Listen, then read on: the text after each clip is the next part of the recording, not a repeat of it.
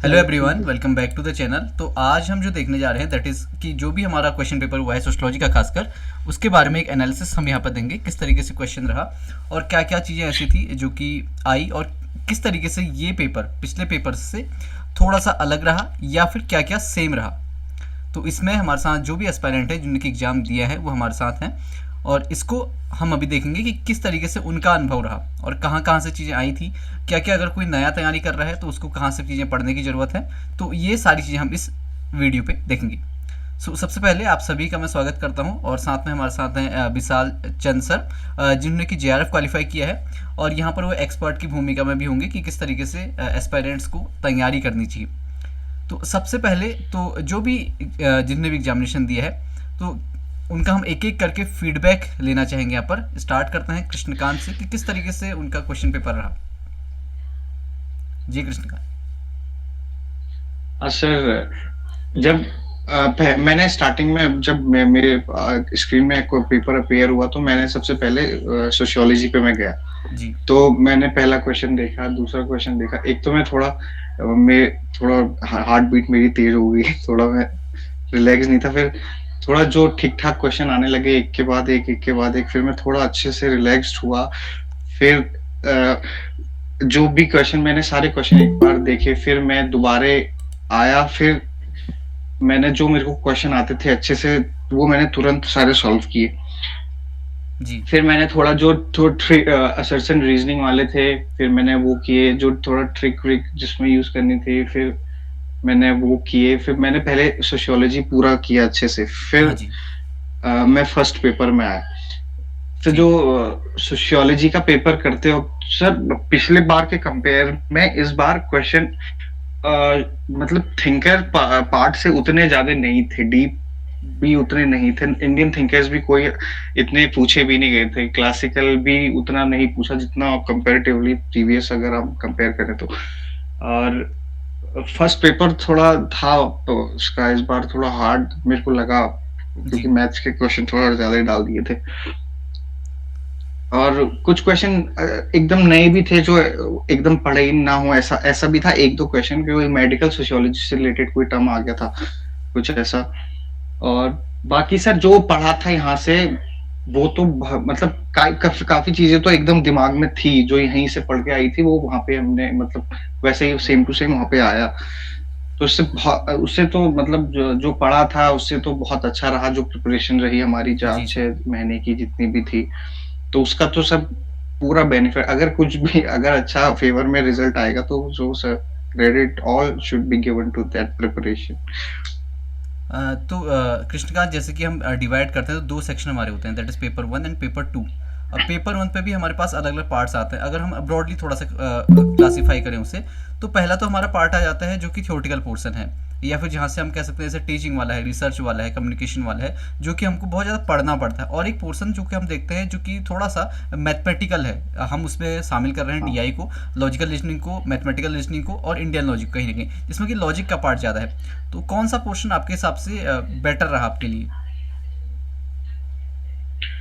Sir, reasoning में थोड़ा logical reasoning मैंने थोड़ा हो गया था, कर ली थी। लेकिन रिसर्च, कॉम्प्रिहेंशन और कम्युनिकेशन के भी दो ठीक थे थोड़ा क्वेश्चन।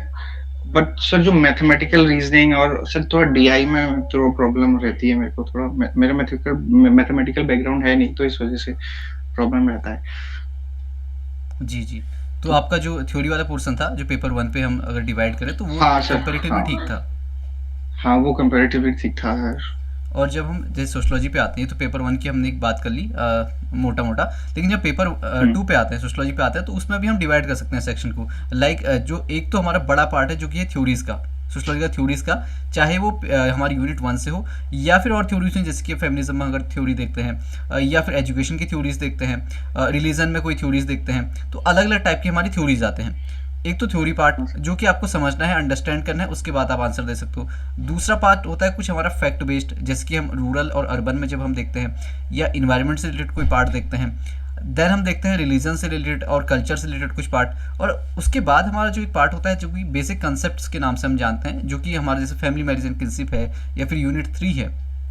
इसके बाद इन्वायरमेंट का पार्ट हमारा होता है साइंस एंड टेक, और कुछ पार्ट जो कि है जो पॉलिटिकल साइंस से काफ़ी रिलेट करता है, जो कि स्टेट डेवलपमेंट पॉलिटिक्स है।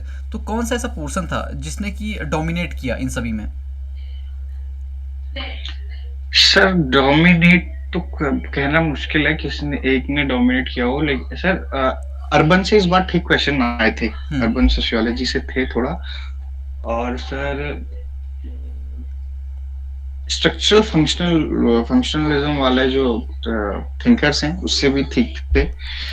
इंडियन थिंकर से तो शायद एक भी क्वेश्चन मुझे तो नहीं दिखा कि था। अच्छा, तो मतलब क्लासिकल थिंकर से हमारे क्वेश्चन थे, और क्लासिकल थिंकर से भी ऐसे ज्यादा क्वेश्चन नहीं थे सर, जैसे हर साल होते हैं ना।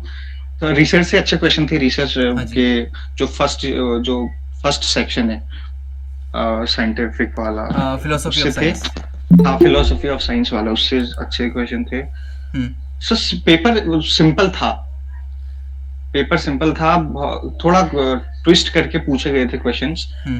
तो अगर कॉन्सेप्ट अगर अच्छे से पता था किसी को तो उसने कर लिया होगा। इस बार क्वेश्चन तो अच्छा था, उसमें कोई मतलब ट्विस्टेड थे क्वेश्चन, बट इतना कुछ ज्यादा डीप नहीं था कि, और कोई एक दो क्वेश्चन ऐसे थे जो थोड़ा, एक तो कोई मेडिकल सोशियोलॉजी से पता नहीं क्या रिलेटेड कोई क्वेश्चन आ गया, वो किस पर्सपेक्टिव के अंदर आता है, तो वो थोड़ा था एक, और तो अभी तक तो मेरे को ऐसे याद आ रहे हैं सर। ठीक, तो आगे हम भी आपके पास आते रहेंगे, तो और भी हमारे एस्पायरेंट्स मेडिकल सोशियोलॉजी पे वैसे, हाँ जी विशाल सर का इस पे काम है, और वो काम भी कर रहे हैं मेडिकल सोशियोलॉजी पे, और उनका बैकग्राउंड भी रहा है, तो वो इसमें बेटर तरीके से बता पाएंगे। तो इसको एथनो मेथोडोलॉजी या एथनोग्राफी के अंतर्गत ला सकते हो वैसे आप।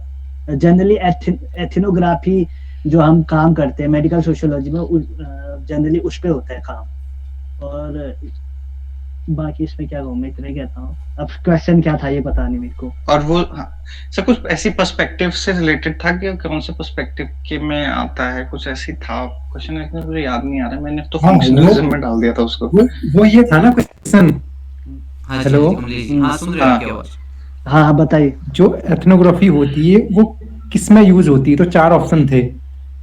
एक ऑप्शन था नैरेटिव, दूसरा था ना, ये क्वेश्चन नहीं सर, एक ही बार वो मेडिकल सोशियोलॉजी की बात कर रहे हैं। क्वेश्चन आया था कि मेडिकल सोशियोलॉजी से रिलेटेड, मेडिकल सोशियोलॉजी से रिलेटेड था ना, एक मेडिकल सोशियोलॉजी टर्म आई थी, तो वो पूछा था कि आप किस पर्सपेक्टिव में डाल सकते हो, कुछ ऐसा था, वो मुझे याद नहीं आ रहा ना एक्चुअली पूरा। चलो अब आंसर क्या आएगी तभी पता चल पाएगा। कोई बात नहीं, अभी हम आगे बढ़ते हैं और बात करते हैं मनीषा से, तो किस तरीके से उनका पेपर रहा और क्या क्या एक्सपीरियंस रहा नया।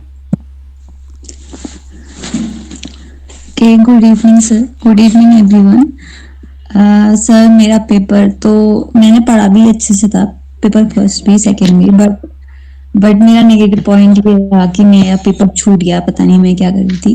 फर्स्ट पेपर की बात करती हूँ तो मैं सबसे पहले मैंने DI को मतलब स्किप कर दिया था कि मैं बाद में करूंगी, और कॉम्प्रिहेंशन को भी मैंने छोड़ दिया कि इसको भी बाद में करूंगी। उसके बाद के क्वेश्चन मैंने स्टार्ट किए तो लॉजिकल रीजनिंग वगैरह, कम्युनिकेशन, रिसर्च, ये सब आ रहा था, तो मैंने सोचा ये कर लेती हूँ। तो फिर बाद में मैथ्स के क्वेश्चन आने लग गए थे जो मुझे आते थे कि मैं उनको कर सकती थी, तो मैंने उनको किया। और मेरा ये पॉइंट था कि अगर मुझे मैथ्स आती है तो मैं इन क्वेश्चनों को गलत नहीं कर सकती हूँ, तो मैं ऐसा कर रही थी कि उन क्वेश्चनों को मैं एक बार सॉल्व करने के बाद उनका कंफर्म कर रही थी कि आंसर हाँ मैं सही कर रही हूँ, तो मैं उसको दोबारा एक बार और सॉल्व कर रही थी। ये मेरी गलती है कि मुझे दोबारा सॉल्व नहीं करना चाहिए था।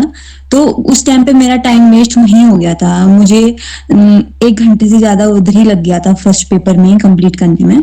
फिर जैसे ही सेकंड पेपर में आई मेरा धीरे धीरे होते गया मतलब, और बहुत कम टाइम बचा था, शायद आधा घंटा या ऐसा बचा होगा। मैंने फिर फटाफट क्वेश्चन को स्टार्ट किया, और सोशियोलॉजी में तो मुझे सारे क्वेश्चन फिर भी आ ही रहे थे, जितने भी थे, जितना भी आपने हमें पढ़ाया था उसमें से मतलब सब चीजें आई हुई थी जो आपका कोर्स हमने पढ़ा था, तो उसमें मेरे क्वेश्चन फटाफट हो जा रहे थे। बट ये हुआ कि लास्ट में मेरा छूट गया फर्स्ट पेपर, तो इस बात के लिए मुझे प्रॉब्लम है। और सेकंड पेपर में क्वेश्चनों की बात करती हूँ तो क्वेश्चन स्टडी पे बेस पे आए थे, और यूनिट 10 से भी आए थे, यूनिट 1 से भी आए थे, रिसर्च से भी बहुत सारे क्वेश्चन आए थे। और बहुत सारे ट्विस्ट करके क्वेश्चन आए थे। एक बुक से रिलेटेड आया था, गॉफमैन का क्वेश्चन। बुक से कीवर्ड उनके सारे उसमें थे, जी मतलब बुक एंड सारी थी, बट उनकी मेथोडोलॉजी जिस बुक में है उन बुकों को हमें छांट कर लिखना था। 4 बुकों में से 2 बुक छांट के लिखनी थी। इस टाइप का एक क्वेश्चन आया था। और एक स्टडी पे आया था कि नायर्स पे किसने स्टडी की थी, ऐसे क्वेश्चन आए थे। अच्छा जी सर। और आप पूछिए, आप मुझसे। इसके अलावा थिंकर से कोई क्वेश्चन, मतलब जो आपको याद आ रहे हो अभी फर्स्ट यूनिट से? जी सर, थिंकर से हमारे क्वेश्चन मुझे एक याद आ रहा है कि हमें उसमें क्रोनोलॉजी में लगाना था कौन सा पर्सपेक्टिव सबसे पहले आया। जैसे उसमें था पॉजिटिविज्म पहले आया या स्ट्रक्चरलिज्म, ये फिनोमिनोलॉजी, ये सारी चीजें उनमें क्रम वाइज लगाना था। पोस्ट मॉडर्निज्म भी था, पोस्ट मॉडर्निज्म तक। हाँ ये ये तो चार हमने, क्योंकि सीरियल वाइज ही हमने किए हैं ना क्लास में भी क्लासेस, तो ये तो आराम से हो गया होगा। इसके अलावा कोई हाँ वो तो हो गया था सर।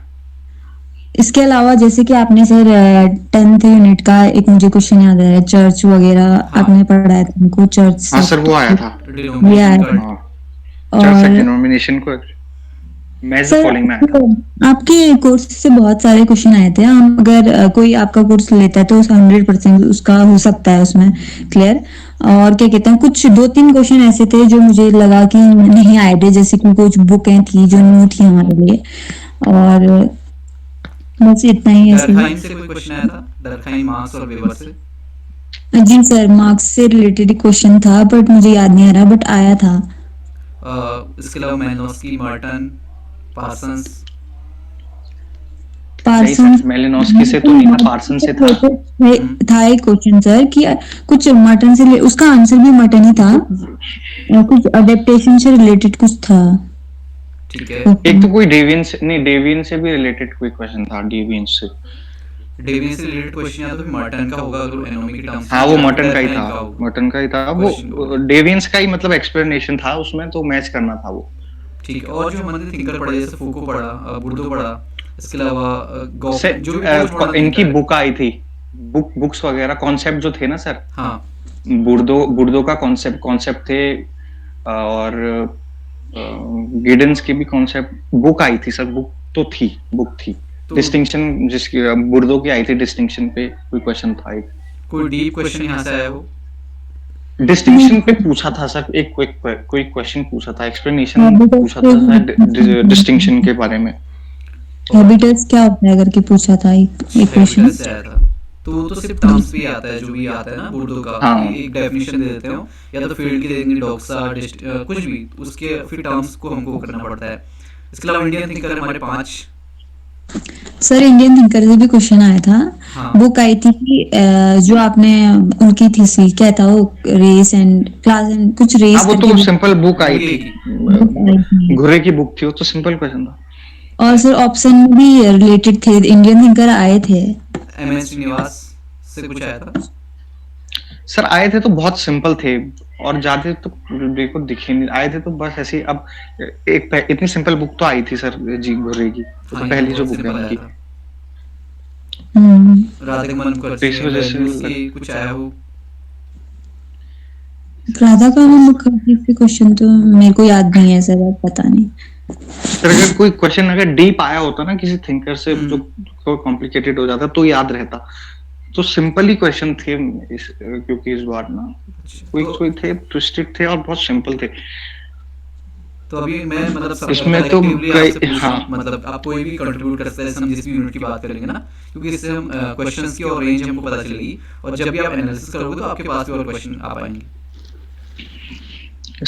हाँ, तो दूसरी यूनिट पे आते हैं तो बाकी लोग भी बोल सकते हैं। हाँ, बाकी लोग भी बोल सकते हैं। दूसरी यूनिट हमारी है फिलोसफी ऑफ साइंस, पहला पार्ट है उसका, दूसरा है मेथोडोलॉजी पूरी। तो फिलोसफी ऑफ साइंस वाले पार्ट से जिसमें हम बात करते हैं ना कि डिडक्टिव, इंडक्टिव, इसके अलावा हमारा और अलग सारी चीजें हैं, किस तरीके से सोशल साइंसेस का विकास हुआ, सोशियोलॉजी आई, तो उससे कोई क्वेश्चन?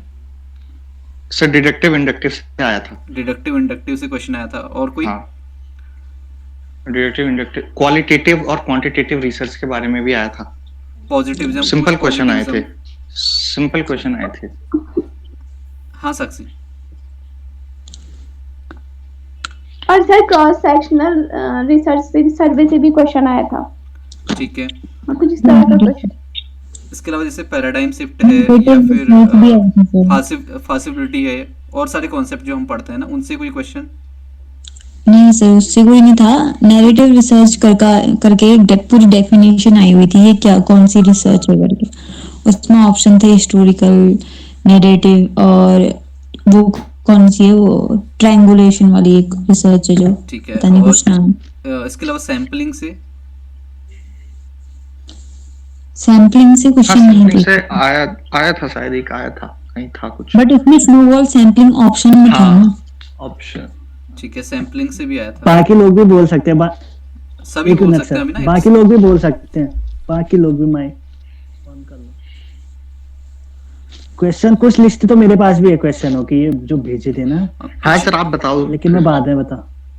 नहीं, वो तो हमारे पास एक मोटा मोटा बाद में आइडिया तो बता। है, लेकिन ना हम दे के नहीं आए, तो हमको फिक्स पता नहीं है कि क्या क्या आया था। हाँ हमको आधे अधूरे चीजें पता है, तो वो तो आप बेटर तरीके से बता सकते हो। इसके अलावा रिसर्च से कोई और क्वेश्चन, कोई ध्यान आ रहा हो ऐसा?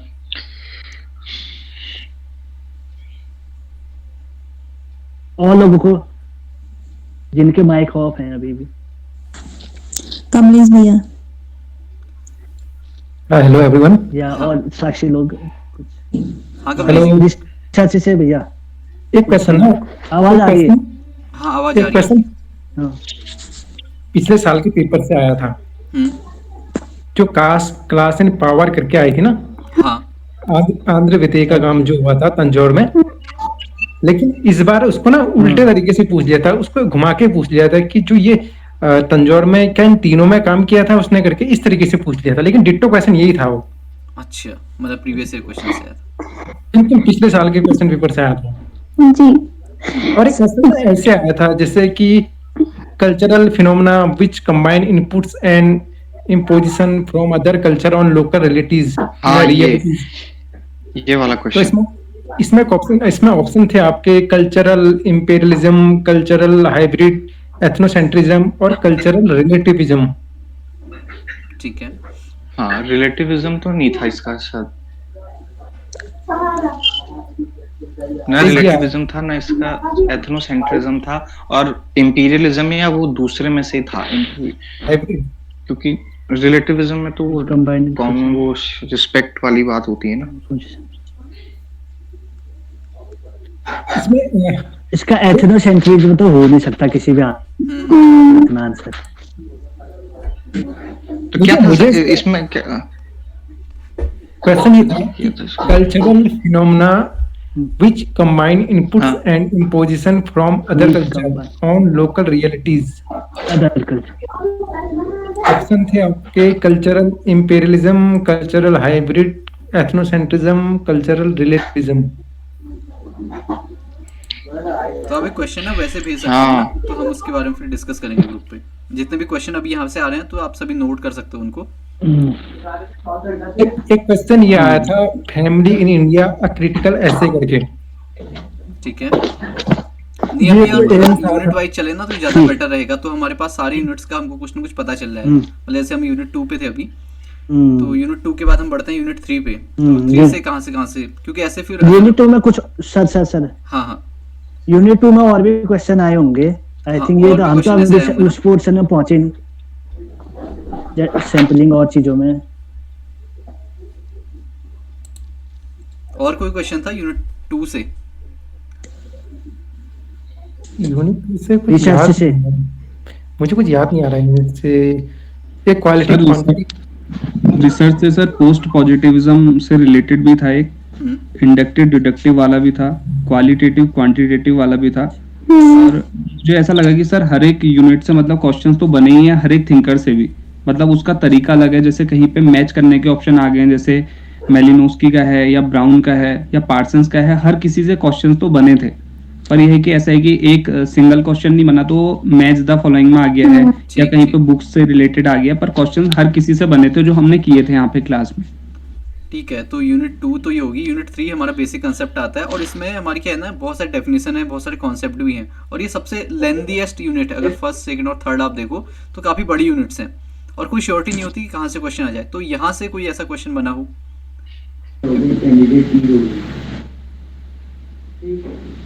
सर यूनिट थर्ड पे तो डायस्पोरा पे क्वेश्चंस बने थे आपके। डायस्पोरा, हाँ उस पे 2 क्वेश्चंस आए थे आई थिंक डायस्पोरा पे। ठीक है।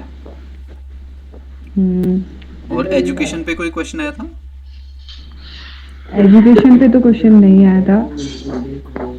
एजुकेशन सर में एक क्वेश्चन सर आया था फेमिनिज्म को लेके, मीटू कैंपेन को लेके आया था, याद आ रहा है मुझे। हाँ, me too Me Too campaign campaign को कौन से लेके आया वेव में था। आया? कौन से 2015 हाँ कौन सी वेव में आएगी? हाँ मीटू कैंपेन मैंने तो 4th वेव में किया है। हाँ, अगर आप मैंने थोड़ा सा भी- उसको मैंने लॉजिक भी। लगाओगे तो आंसर आ जाएगा। हाँ फिर ये हैशटैग एक्टिविज्म, क्योंकि हम अभी देख रहे हैं ना 4th वेव पे। सर हैजी मनी पे भी क्वेश्चन आया था। नहीं सॉरी वो तो अलग नहीं थे। एविडेंस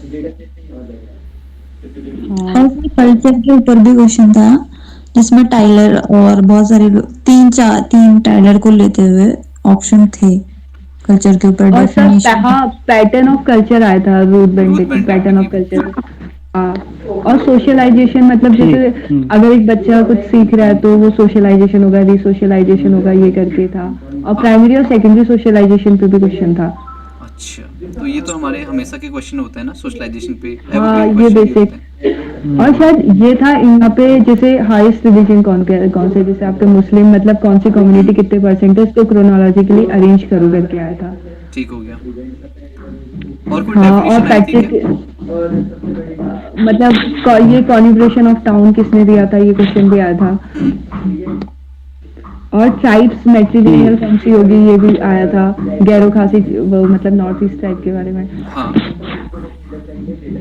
और फिर आया था इनमें की मिस्र फोकाल्ट की बुक कौन सी नहीं होगी करके, ऐसा क्वेश्चन आया था। अच्छा, तीन मतलब एक नहीं होगी, 3 में से ऐसे करके क्वेश्चन आया था।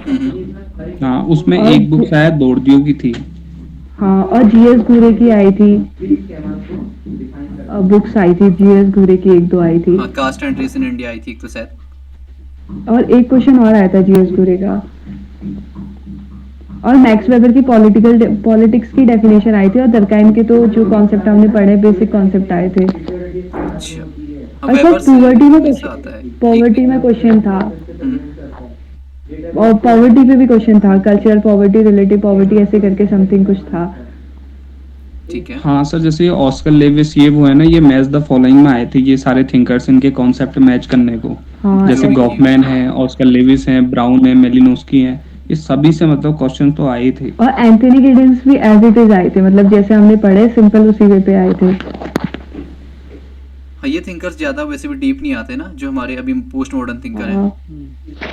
और क्वालिटेटिव और क्वांटिटेटिव पे तो आए थे कि लाइक मतलब जैसे क्वालिटेटिव और क्वांटिटेटिव में जैसे बहुत सारे एसेशन रीजनिंग में 3-4-5 ऑप्शंस दिए थे।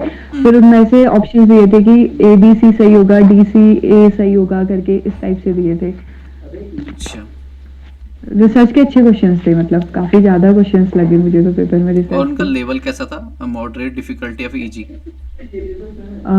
मतलब मॉडरेट भी थे, कुछ टफ भी थे, जैसे जिसमें 5-6 ऑप्शंस हैं। चार ऑप्शंस तो थे ही एक क्वेश्चन 2-3 क्वेश्चनों में रिसर्च में, फर्स्ट पेपर पे भी और सेकंड पेपर पे भी। ठीक ठीक। हम्म। ये तो हमारा यूनिट 3 तक हमारा हो गया। यूनिट 4 में हम देखते हैं रूरल एंड अर्बन। तो वहाँ से कोई क्वेश्चन, कोई थ्योरी आई हो या फिर किसी थिंकर का फील्ड वर्क आया हो, मतलब जो रूरल सोशियोलॉजी से रिलेटेड हो, रूरल सोसाइटी से रिलेटेड हो। सर उनकी बुक भी आई थी शायद, जिन्होंने वाइट कॉलर पे लिखा है। वाइट कॉलर, हाँ वाइट कॉलर क्राइम पे लिखा है ना, कौन सी सदरलैंड? सदरलैंड नहीं लिखा हो तो? नहीं सदरलैंड ने तो कॉन्सेप्ट दिया था। वो बुक किसने, वाइट कॉलर करके पता नहीं किसने लिखी थी बुक, मुझे याद सर नहीं आ एक रहा वो अभी। भी आया था, ये वर्ड फैमिली पैटर्न वाला, विलियम जे गुडे का। हाँ विलियम जी गुडे का आया था। Word revolution and family pattern करके बुक थी सर उनकी, ये था शायद। हाँ, ये बुक है। सेंसस से कोई क्वेश्चन? हाँ वर्ल्ड सेंसस से सिस्टम क्वेश्चन थ्योरी आया आई था थी, world sir. System theory. Census से क्वेश्चन आया था कि डेंसिटी ऑफ पॉपुलेशन कितनी है, ये आया था। इंडिया की? हाँ पर स्क्वायर किलोमीटर में कितनी सर डेंसिटी हाँ, है और ये total? एक मेट्रो सिटी या मेगा सिटी से रिलेटेड भी एक क्वेश्चन हाँ इसमें तो आया हाँ, था क्वेश्चन, सबसे बड़ा। मेगा सिटी, इनको अर्बन अरेंज पे तो करना आए आता थे, है? बोल रहा हूँ। नहीं हाँ, अरेंज करना नहीं नहीं, सर, इनमें ये से भी ऐसा सबसे बड़ा एक कौन क्वेश्चन सा था। होता है? सबसे बड़ा कौन सा होता है कि Megapolis which Megapolis is mega, which is megapole, yeah, which is mega. और अर्बन सोशियोलॉजी किसकी थ्योरी आई थी या किसी का मॉडल आया हो? नहीं, ऐसा कुछ नहीं आता मॉडल थ्योरी। जैसे हमने जिमरमैन का पढ़ा है और भी सारे मॉडल्स पढ़े हैं, या फिर ग्लोबल सिटी सर्च का शासन का पढ़ा है, और जैसे मैनुअल कैसल्स का हमने देखा था, देन डेविड हार्वे का है। सर ये मैच द फॉलोइंग में आए थे मैनुअल कैसल्स वाले भी, जितना मुझे इसके हाँ मैनुअल कैसे सारे जैसे लुइस विर्थ हैं, कहीं ये मैच द फॉलोइंग में थे ये। हाँ, मैच द फॉलोइंग में थे। मैच द फॉलोइंग में काफी थिंकर्स कवर किए थे उन्होंने, मतलब जैसे एक साथ में नाडेल ज्यादा वगैरह भी speaker cover इनके भी थे। हाँ सर, मैक्सिमम जो क्वेश्चन मुझे लगे कि मैच द फॉलोइंग में थे, जिसमें बहुत सारे मतलब जितने भी हमने Thinkers थिंकर थे। पढ़े हैं कि उनके लगभग सभी कॉन्सेप्ट हमने जितने पढ़े हैं वो आए थे मतलब। और रूरल में जैसे हम देखते हैं कम्युनिटी स्टडीज पे किसने काम किया हो, किसी कास्ट पे काम किया हो, इस तरीके कोई क्वेश्चन? नहीं सर, इस नहीं टाइप सर, के ऐसा नहीं तो थे। कुछ नहीं आया फील्ड था। वर्क? फील्ड वर्क आए थे बहुत, 2-3 लोगों के वो, लेकिन मैच द कॉलम पे ही थे कि फील्ड वर्क किसने कहाँ किया था करके। एक ही क्वेश्चन में वैरायटी थी उसमें। ठीक है, ये तो 4th यूनिट तक हमने कम मतलब काफी क्वेश्चन अभी हमको मिल गए हैं। 5th यूनिट हमारी है स्टेट डेवलपमेंट एंड पॉलिटिक्स। एक तो वेबर वाला क्वेश्चन हो गया, पॉलिटिक्स की डेफिनेशन। हाँ, हाँ, इसके अलावा कोई क्वेश्चन?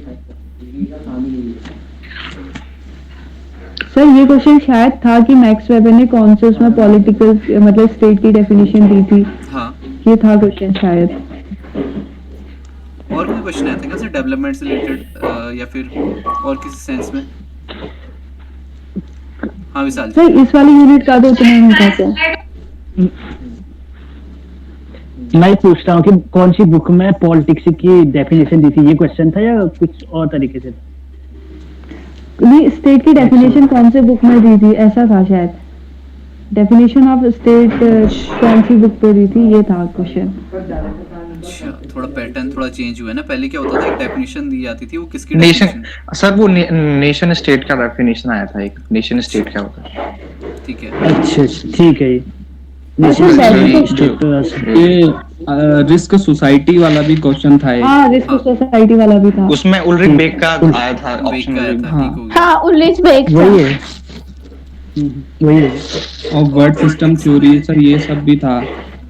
सर इस टाइप के क्वेश्चन थे ना कि अगर जैसे ये लड़की ये कर रही है तो ये किस मेथड में आएगा, ऐसे करके 2-3 क्वेश्चंस तो ऐसे थे। मतलब कोई ऐसे कर रहा है तो फिर ये कर रहा है तो उसके बाद ये किस का एग्जाम्पल होगा करके। रिजर्वेशन से रिलेटेड कोई क्वेश्चन या फिर वीकर सेक्शन से रिलेटेड कोई ऐसा कुछ आया हो, आर्टिकल आया हो किससे रिलेटेड? नहीं, आर्टिकल्स तो एक भी नहीं थे शायद। वुमेन सर ऐसे डेफिनेशन आई थी कि दलित किस टर्मिनोलॉजी में आएगा, कि एथिक्स में आएगा, SC ST कॉन्स्टिट्यूशनल बॉडी में आएगा, और ऐसे करके एक क्वेश्चन आया था। हाँ, क्वेश्चन ऐसा था ना। हाँ जी, हेलो। हाँ तो जो लोग इकोनॉमिकली, कल्चरली और सोशली जो ऑप्रेस्ड होते हैं, वो उसके लिए क्या टर्म है? तो एक ऑप्शन था आपका ऑप्रेस्ड, एक था अंडर क्लास, एक ऐसा था। एक सोशल था या कल्चरल था, ऐसा कुछ था। 3 ये थे, एक ये था ऑल ऑफ द, ऐसा कुछ था। ठीक। ऑप्रेस्ड था ना इसका तो आंसर। हाँ, इसका ऑप्रेस्ड। और कोई क्वेश्चन आया हो, जैसे कि हम देखते हैं ना 73rd अमेंडमेंट हमारा आता है, या फिर नहीं, पंचायती राज? नहीं सर, इससे तो नहीं आया था। एक चीज और कहना चाहूंगा, अगर एक क्वेश्चन थोड़ा घुमा के,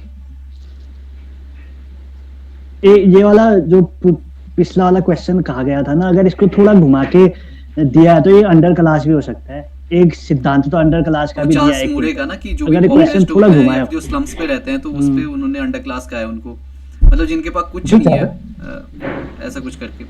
तो क्वेश्चन जो बहुत ज्यादा गरीब होते हैं ना सर, उसको मेरे ख्याल से उसने अंडर क्लास में बोला था ऐसा कुछ। क्योंकि सर उसमें अंडर क्लास थिंकर्स के उससे नहीं दिया था ना कि इस थिंकर ने क्या बोला, ऐसे तो नहीं आया था। सिंपल ये पूछा था कि ये किस कैटेगरी में आएगा। मे बी उसने थिंकर से रिलेट किया हो ना, तो फिर आंसर अलग हो सकता है। हाँ, रिलेट कर देते हैं, वो बताते भी ना। हाँ सर, कुछ क्वेश्चंस तो ऐसे थे कि मतलब जैसे हमें उनके ऑप्शंस तो सब पता है कि ये कॉन्सेप्ट इनका है, पर उसको इस तरीके से मतलब थोड़ा मतलब जैसे 3-3 4-4 लाइन में उसको अलग तरीके से एग्जाम्पल के थ्रू दिया था, तो वो समझ करके वो करना था। ठीक है। और जैसे असर्शन रीजन से भी बहुत सारे क्वेश्चंस थे, पहले पेपर में भी दूसरे में भी, दोनों दूसरे में तो काफी थे, काफी ज्यादा। और पैसेज भी अच्छा ही था, मुझे तो ठीक लगा मुझे। पैसेज पैसेज तो easy सब था। सही था, पैसेज तो पूरा सही था। दोनों ही अच्छे थे, मतलब दोनों। जो असर्शन रीजन आया था ना, वो कोई थ्योरी से रिलेट करके आया था, कोई जनरल आया था? फर्स्ट सर जनरल आए थे। ऐसा नहीं कोई- एक आया था, एक थ्योरी से सर, भी आया रिलेट था। थे, थ्योरी से भी रिलेट। असर्शन रीजन सर आए थे, मतलब 5-6 क्वेश्चन तो आए होंगे शायद उसके। हाँ हाँ। जो पैसेज इससे आया ज्यादा था ही आए होंगे। हाँ, ज्यादा ही आए होंगे सर। कुछ क्वेश्चन ऐसे थे ना, जैसे कुछ ऐसी बुक्स थी मतलब कुछ में, कि जो शायद हमने नहीं देखी थी बिल्कुल भी, मतलब जिसमें 4 के 4 हमने नहीं देखे थे। जैसे इको फेमिनिज्म वाला आया था उसमें, हाँ। तो अगर कोई एक और दूसरा भी अगर उसमें आता है तो हम कर सकते थे, मतलब मैंने तो ऐसे ही किया, क्योंकि उसमें एक में इको फेमिनिज्म जैसे वंदना शिवा वंदना या शिवा, आया था, हाँ। तो बाकी 3 तो नहीं पता थे, पर कोशिश करी कि ठीक हो जाएगा, वो तो बाद ही में पता चलेगा। नहीं, वो लेकिन कोशिश- एक ऑप्शन से बहुत हाँ, कम ऐसा हो रहा था, question मतलब सही हो एक रहे थे। ऑप्शन से एलिमिनेट करके आप बहुत सारे आंसर कर सकते थे, मतलब। क्योंकि हमने 2021 का जैसे पेपर सॉल्व किया था ना, लास्ट के हाँ। 50 क्वेश्चन हमने सर, सॉल्व एक- किए थे, तो मैक्सिमम क्वेश्चन हमारे एक ऑप्शन से हो जा रहे थे। और एक रामचंद्र गुहा की भी शायद कुछ ऐसा बुक वगैरह आया था, हाँ, पता नहीं। हिस्ट्री ऑफ हाँ, उनकी बुक का नाम आया था कि कौन सी लिखी है करके। अच्छा। वो मूवमेंट भी पूछे थे, एपिको मूवमेंट किसने दिया है, ये मूवमेंट किसने दिया है, एक था एपिको। हाँ, ये movement एपिको से भी था। मूवमेंट से भी आ गया। काफी क्वेश्चन आए हैं वैसे, हर यूनिट से आए हैं इस बार ना, ऐसा कोई हम कह नहीं सकते कि हाँ कवर करते हुए।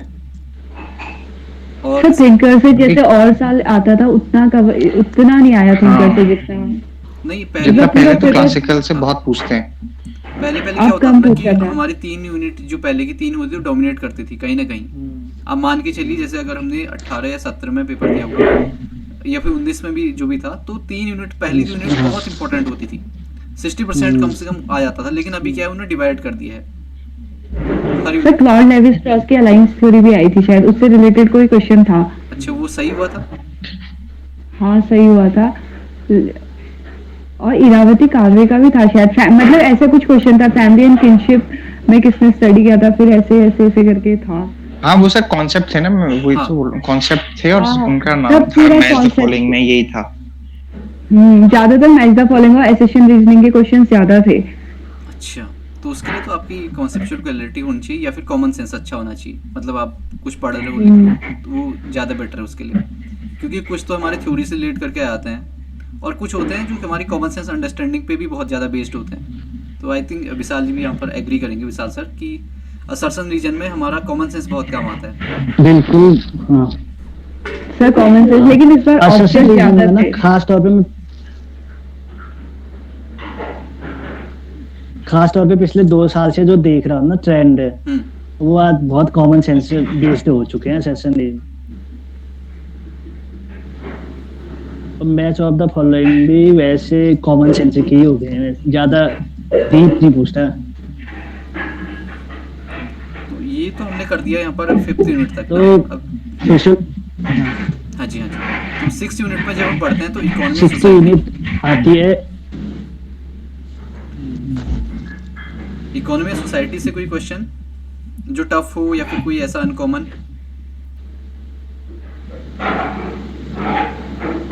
सर थे तो सही इकोनॉमिक एंड सोसाइटी से क्वेश्चन, अब पता नहीं लिबरलिज्म, याद न्यू नहीं आ लिबरलिज्म, रहा। नहीं ऐसे, हाँ एक्सचेंज थ्योरी थी, बट वो कौन सा एक्सचेंज, ऐसे करके कुछ टर्म्स में पूछा था उन्होंने कि ये किस टाइप का एक्सचेंज में आएगा करके, जैसे कोई किसी को कुछ दे रहा है, ऐसे करके कुछ इस टाइप का था।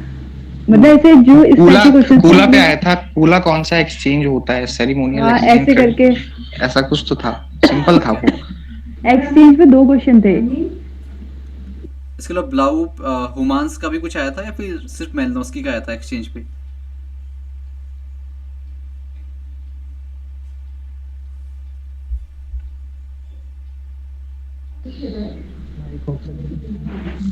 याद तो नहीं आ रहा सर अब।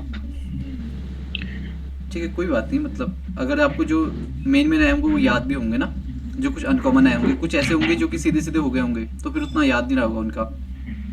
हाँ उनका उतना याद नहीं रहा, जिसमें उतना दिमाग नहीं लगा। क्योंकि जो हमारे पास थोड़े से अनकॉमन होते हैं ना वो याद भी रहते हैं, या फिर जिसमें थोड़ा हमको अनकॉमन सोचना या जो पड़ता है। ज्यादा गलत होते हैं। हाँ ये भी है। ये पाया जाता है। जो गलत हुए रहते हैं ना हमारे, वो क्वेश्चन हमेशा याद रहते हैं। हाँ वो तो जैसे याद रहते ही रहते हैं। पिछली बार मेरे साथ जैसा पिछले साल मेरे साथ हुआ, मिथ्स और मीनिंग मैंने जब तक मेरा फाइनल रिजल्ट नहीं आया गलत हुआ है करके याद रखा था कि अगर नहीं होगा जीआरएफ तो इसी की वजह से नहीं होगा, सोचा था। मिथ्स और मीनिंग अभी गलत मतलब सही लगा है पहले टिक, बाद में फिर गलत लगा दिया। फिर ज्यादा सोच लेते बाद हैं, में कभी कभी ऐसा होता है जब ज्यादा हम लगता है कि यार थोड़ा सा ये तो हो ही नहीं सकता, मतलब इतना सिंपल थोड़ी आएगा पेपर। सर मीन मोड पूरे साल मीडियन में पे वही भी क्वेश्चन क्वेश्चन था। मीन मोड मीडियन उसकी कैरेक्टरिस्टिक्स पे या फिर अच्छा। फॉर्मूले बेस्ड पे? सर फॉर्मूले तो नहीं आए थे, कैरेक्टरिस्टिक बेस्ड पे थे। फॉर्मूला तो किसी का नहीं आया था, लेकिन मीन मोड मीडियन पे था एक क्वेश्चन। हाँ मैंने बोला भी था ना हाँ। आपको लास्ट टाइम पे, एक बार उसको देख के जाना। हाँ ये क्वेश्चन था, शायद कैरेक्टरिस्टिक्स ही थी उसमें, बट 3-4 ऐसे लंबे क्वेश्चन थे ना, वो एसोसिएशन रीजनिंग पे ही आया था। लेकिन जैसे बहुत सारे वो आए थे, जैसे 4 पॉइंट्स थे आपको, फिर उसमें से निकालना था, तो मीन मोड मीडियन पे भी आए थे क्वेश्चन इसी लाइन पे। ठीक है, इसके अलावा इन्वायरमेंट पे क्वेश्चन कहाँ से आए थे? कोई मूवमेंट्स इन्वायरमेंटल आया हो, कोई एक्ट आया हो? सर एक्ट आए थे, इन्वायरमेंट का एक्ट तो आए थे, हम्म, और मूवमेंट भी आए थे, एपिको वाला तो आया था, और एक्ट भी आए थे। डेज आए थे कहीं से? इन्वायरमेंटल डेज हमेशा आते हैं ना, कुछ थोड़े 1-2 या फिर कमेटियाँ आती हैं। डेज तो नहीं आए थे। एक कोई जीके से रिलेटेड कोई क्वेश्चन आया था, फिजिकली डिसेबल्ड के लिए था, वो कोई था, बिश्नोई कौन मूवमेंट। सा क्वेश्चन था वो? नहीं सर ये आया था शायद, फिजिकल डिसेबल्ड जो आपका सेंसेस हुआ था, ये Physically- अच्छा एक नहीं, कब कुछ से start गवर्नमेंट ने कुछ, या तो एक ऑप्शन भी तो था उसमें अच्छा, कौन सा? 2% हाँ, से बढ़ाकर 3% कर दिया हाँ। करके, ये हाँ, हाँ। हाँ ऐसा कोई क्वेश्चन था। हाँ ये कोई एक क्वेश्चन था ही। हाँ कौन कौन से से ईयर में सेंसस किया में हुआ था? करके आया था, तो ये तो फिर नहीं डेटा कलेक्ट कब किया था? फिजिकली वाले का आया तो ये 2001 में हुआ है। था, या डेटा कब कलेक्ट किया था ये आया था, या फिर कौन से अभी रिसेंट पॉलिसीज में अपडेट Hello? आए थे, या तो 2015 उसमें 3 ऑप्शन थे ना। अच्छा, हाँ जी। उसमें एक ऑप्शन ये था कि उनकी जो है पॉपुलेशन बड़ी है, ऐसा कुछ था। दूसरा ये था कि इन लोगों को जुडिशरी या यानी कि मतलब आप जब ये वहां जाते हैं, क्या कहते हैं, कोर्ट में जाते हैं, तो इनको कुछ विशेष सुविधाएं प्राप्त हैं, ऐसा था। तो 2 तो ये थे, एक और था इसमें, तो 3 थे, उनमें से एक चूज करना था। एक चौथा था ऑल ऑफ द अबव करके। अच्छा ऐसे कुछ थे क्वेश्चन। सेंसस वाला भी आया था, सेंसस वाला भी आया था Census क्या, वाला जो भी आया डिसेबिलिटी पता नहीं, याद हाँ, तो नहीं आ ये रहा, तो बट 2000 डिसेबिलिटी भी था, एक में था। साइंस एंड टेक से कुछ 2001 आया था, में मतलब जो जैसे- हमारा टेक्नोलॉजी वाला पार्ट है ना, साइंस वाला पार्ट है, उसमें से उतना खास नहीं आया था। कोई ऐसी शायद स्कीम्स आया। आई हो गवर्नमेंट की, या फिर कोई एक्ट आया हो इंफॉर्मेशन एंड ब्रॉडकास्ट से रिलेटेड, आईसीटी से तो रिलेटेड? नहीं, साइंस एंड टेक का कम ही था पोर्शन, शायद उससे इतना रिलेटेड नहीं आया था।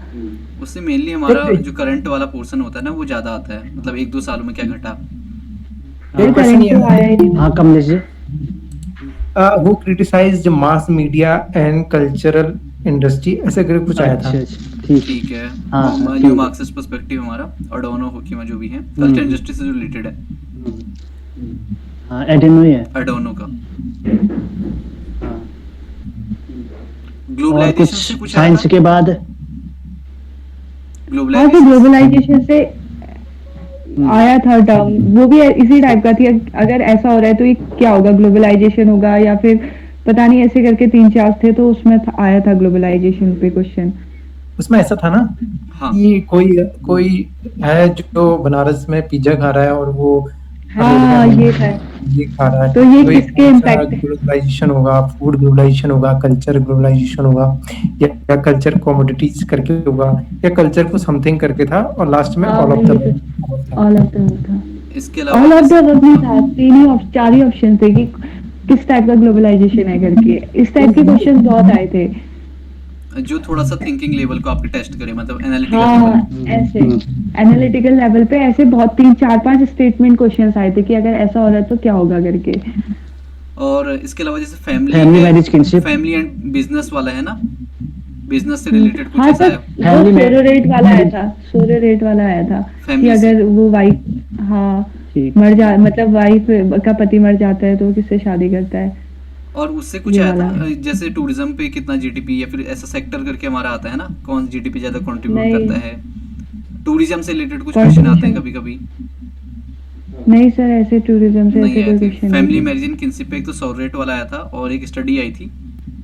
एक बुक आई थी। सर मैच द फॉलोइंग में भी आए थे, इरावती कर्वे की बुक आई थी शायद से। हाँ, एएन शाह, इरावती कर्वे, वो कॉमन क्वेश्चन इस टाइप के आए थे। और कुछ कुछ ये जगह उन्होंने फैमिली इन इंडिया आर्टिकल ऐसे किसने लिखी, आईपी देसाई, एएम साहब और पैट्रिशिया ओबराय करके कुछ ऐसा था। उसका आंसर एएम साहब था। फेमिनिज्म से कोई रिलेटेड क्वेश्चन, एक तो वेव वाला आ गया जो मी टू मूवमेंट से, इसके अलावा कुछ आया था? मी टू आज सर शायद ये रेडिकल फेमिनिज्म वाला था या हाँ, नहीं था, पता रेडिकल फेमिनिज्म था, ऐसे कुछ मुझे भी याद आ रहा। नहीं। इतने एमसीक्यू कर लिए हैं ना, ऐसा लग रहा सभी आए थे।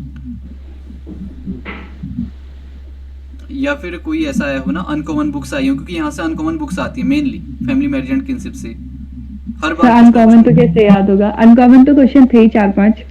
सर हाँ, अनकॉमन आए थे, बहुत सारे आए थे। हाँ, अब ये है कि उसमें सर पर ऐसा था कि जैसे एक हमें आता है तो हम कर सकते थे। मतलब वो इलिमिनेट हो जा रहे थे आपके। हाँ सर, अच्छा। जैसे इको फेमिनिज्म वाले में आया था वंदना सिवा, उसमें बाकी के 3 मैंने तो कभी नहीं देखे थे वो। सर वो क्वेश्चन तो सिंपल आया था मेरे हिसाब से। पता नहीं किस में था, किसी दूसरे में होगा, फिर पता नहीं कोई दूसरे वाले में होगा, पर ऐसे थे 2-4 क्वेश्चन। जो ये ऑप्शन आप बता रहे हो ना जिसमें, तो उसमें हाँ। सब सिंपल क्वेश्चन आए थे। तो शायद दूसरे क्वेश्चन में फिर होगा मतलब।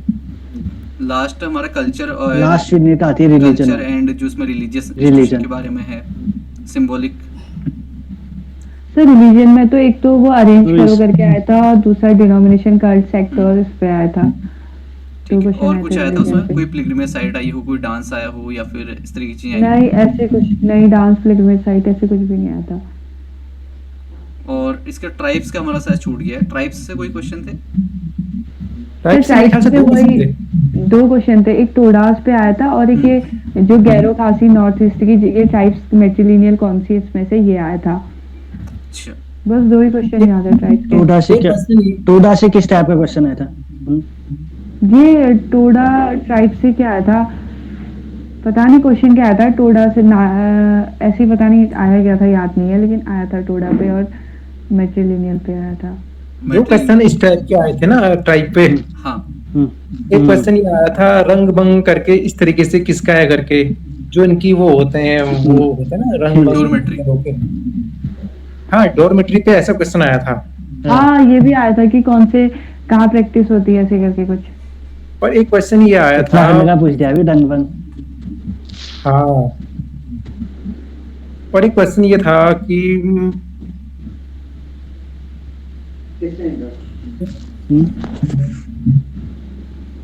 ये था कि unit of production for tribal economy, option थे clan, village, family, none of the above. अच्छा, ये क्वेश्चन आया था।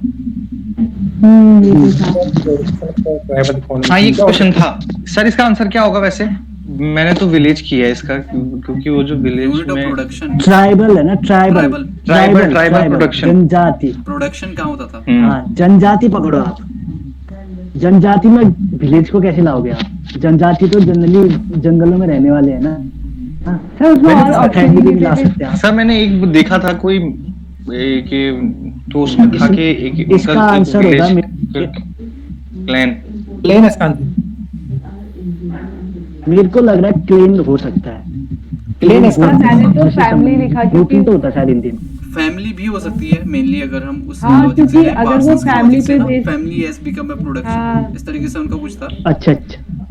सर घर वाले अपने परिवार के लोग जैसे एक वो उसको पकड़ते हैं कोई भी काम को, लोकल काम को, फिर उसी को करते रहते हो, तो ऐसे करके पता नहीं। फैमिली भी हो सकता है, लेकिन देखो ना, एक चीज है, यहाँ ट्राइबल इकोनॉमी कह रहा है, रूरल इकोनॉमी तो कह नहीं रहा है। हाँ, वही ट्राइबल में थोड़ा हमको वो भी परिप्रेक्ष्य लेना पड़ेगा हाँ, ना कि वहाँ ये पे थोड़ा उनकी तो जंगलों में genealogy रहते है, वो हैं। देखनी पड़ेगी। अब हाँ, क्लेन क्लेन इसका मैंने पूछा था कई लोगों से, क्लेन बता रहे थे। तो मेरे को ऐसा लगा कि जो पूरे आप कलेक्शन में वो रहते हैं वो विलेज के अंदर आ गया, विलेज ऐसा तो करके बिल्कुल मैंने कहीं मतलब देखा था होगा ना नहीं, वो। क्योंकि फिर हम ट्राइबल की बात कर रहे हैं ना वहाँ पे। सर मैंने तो फैक्ट नहीं करा। अनुसूचित जनजातियां। अगर अगर ये रूरल अर्बन या नॉर्मल फैमिली की या प्रोडक्शन की बात करता तो शायद फैमिली हो सकता था, लेकिन अगर ट्राइबल की बात करा ना वहाँ पर क्लेन जैसा लग रहा था मुझे, कहीं पड़ा पड़ा सा भी लग रहा हाँ, था। हो सकता है वहाँ अब पे क्लेम होना, क्योंकि वहाँ पे फिर अब वाले एनटीए डिसाइड करेगा। इस पे अपना अपना क्लेम भेज देना, मतलब जो भी है ना, NTA बेहतर आपका decide सही करेगा। रहता है तो, क्योंकि ये क्वेश्चन बहुत इंपॉर्टेंट रहता है। कोई भी ऐसा आपको लगे ना जिस तो उसमें क्लेम करने में देर मत करो। मैंने किया था सर क्लेम पिछले साल, हाँ, 1000 रुपए घुसे थे मेरे, वापस ही नहीं आए। अब वो बाद में करेंगे वापस कभी। बट ये तो फिर अपना रिस्क हुआ ना, मतलब ये भी बात है कि हाँ, अगर पता है। आपका एक क्वेश्चन सही हो जाता है तो फिर आपका मे बी जीआरएफ हो सकता है, अगर एक क्वेश्चन से छूट रहा है तो फिर क्यों आप 1000 रुपए ठीक है फिर भी, मतलब इतना रिस्क तो ले ही सकते हैं अगर इतना वो किया हाँ, तो। गैम्बल खेलना हुआ बहुत। सर इसका आंसर की कब तक आता है? अभी सारे एग्जाम्स कंप्लीट इसके हो गए ना, आंसर की उसके आने की बाद संभावना 1 हफ्ते बाद है, लास्ट पेपर। लास्ट पेपर के 1 हफ्ते बाद, तो Last जब भी के- पेपर है उसके आफ्टर 1 वीक। हाँ, एक क्वेश्चन ये आया था, जनरली एनटीए का ये 1 वीक मतलब 10 डेज मान के चलो। जनरली एनटीए का ये रहता, जनरली एनटीए का पिछली बार को छोड़ के ये ट्रेंड रहता था कि 15 दिन के अंदर आपका रिजल्ट आउट हो जाता था। हाँ। आंसर की तो छोड़ो, रिजल्ट भी। लेकिन पिछली बार इन्होंने 1 महीना कर दिया, नहीं तो हमारा जीआरएफ थोड़ा पहले हो जाती। 19 फरवरी नहीं खींचता ना, 2 जनवरी को पेपर दिया था हमने और 19 फरवरी को रिजल्ट आया, जबकि वो आ जाता हमारा 30 जनवरी तक आराम से रिजल्ट। हेलो, एक क्वेश्चन ये आया था ना, हाँ, ये बड़ा कंफ्यूजन सा लग रहा मुझे। स्नोबॉल सैंपलिंग रिलेटेड ऑप्शन थे आपके, एथनोग्राफी, नैरेटिव, कंटेंट एनालिसिस, क्या हो सकता है इसका आंसर? स्नोबॉल सैंपलिंग कर रहे हैं इंद्र सर अपने रिसर्च में। मेनली जब हम स्नोबॉल करते हैं ना तो हम एथनोग्राफिक एक्सप्लोरेशन भी करते हैं ना, वहाँ पे फील्ड वर्क ही करते हैं। Ethnography is related with field work. पर लेकिन अंतरा में नैरेटिव बता रही थी इसका आंसर। हाँ, देखना पड़ेगा फिर किस एंगल से आप देख रहे हो ना उसे, हाँ, क्योंकि सोशियोलॉजी क्वेश्चन अगर किस हिसाब से आया। सोशियोलॉजी में अगर हम स्नोबॉल कर रहे हैं, ये हर फील्ड में हो सकती है। आप उसमें भी कर सकते हो, कॉमर्स में भी कर सकते हो, इसके अलावा इकोनॉमिक्स में कर सकते हो। सोशियोलॉजी में जब कर रहे हो तो आप एथनोग्राफी करोगे ना, मतलब फील्ड वर्क करोगे if you are doing snowball. तो उसके साथ अब अगर वो लार्जर पर्सपेक्टिव पकड़ा है तो नैरेटिव भी हो सकती है, लेकिन अब सोशियोलॉजी में हम बात कर रहे हैं तो विशाल सर कुछ कहना चाहेंगे इस पे? मेरा स्नोबॉल सैंपलिंग नहीं रिसर्च है, नहीं, फिर भी आप बता तो सकते हैं। मैं क्या कहूँ। स्नोबॉल सैंपलिंग जनरली होता क्या है वैसे? होता ही है, एक आदमी मिला, मेरे को मिला कोई आदमी, मैंने उसको कहानी सुनाई कि ये आदमी है, उसने दूसरे की बात बता दी, इसी तरीके से जुड़ते जाते हैं चीजें। अब इसमें दोनों ले सकते हो आप, एथनोग्राफी हाँ, भी ले इसके सकते हो, अलावा नैरेटिव नैरेटिव भी भी ले सकते हो इसमें, क्योंकि नरेशन हो रहा है किसी चीज का ना। अगर मोर स्पेसिफिकली जैसे अब जैसे वही है ना, हाँ मेरे को किसी के बारे में बताना है तो मैं नैरेटिव करूंगा, क्योंकि हम स्नोबॉल सैंपलिंग में वही तो करते हैं। अब जैसे वो स्नोबॉल क्या होते हैं, एक बॉल होती है, हम फेंकते हैं, एक से एक टकराता है, सारे गिर जाते हैं जो बॉल्स होते हैं। तो वही है कि अगर कोई आदमी डिस्क्राइब कर रहा है तो ये भी आ सकता है, वैसे नैरेटिव भी आ सकता है। अभी दोनों कंफ्यूजिंग वाले हैं। नैरेटिव हो सकता है नैरेटिव उसमें, तो अगर हिस्टोरिकल narration- मेथड्स में भी हो सकता है ना नरेशन सर? कर रहे हैं ना वहाँ पे। लेकिन सोशियोलॉजी में हम दोनों चीजें भी कर सकते हैं, एथनोग्राफी भी कर सकते हैं उसके साथ, और नैरेटिव भी कर सकते हैं। हाँ, अगर इन जनरल पूछा है तो सिर्फ नैरेटिव हम आंसर देंगे, मतलब सिंपल ही अगर उसने पूछा है, क्योंकि हम एक के साथ एक कड़ियाँ जुड़ते जाएंगी ना।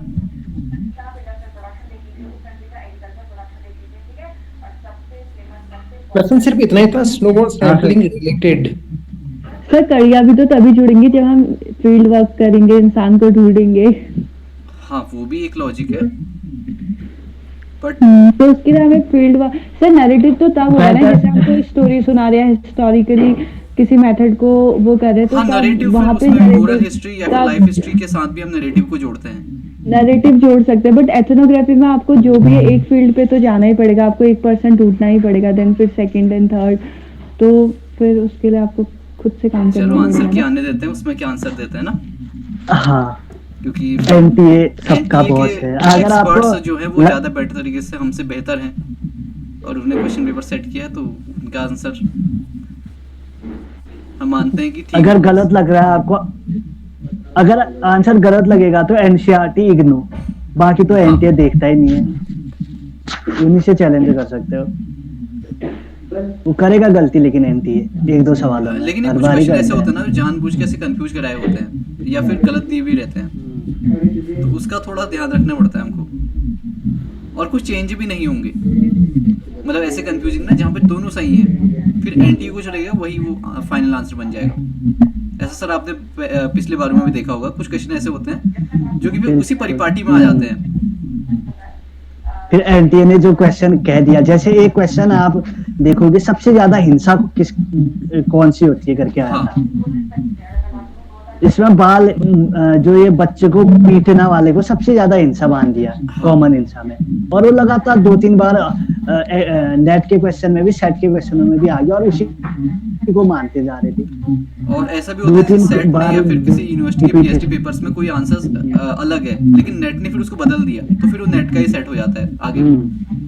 हाँ, जहाँ पर भी ऐसा होता है ना, दो क्वेश्चन बहुत रिलेटेड हैं और एक आंसर एनटी ने मान लिया तो फिर मान लिया, फिर आप उस पर बहुत ज्यादा क्लेम भी नहीं कर सकते।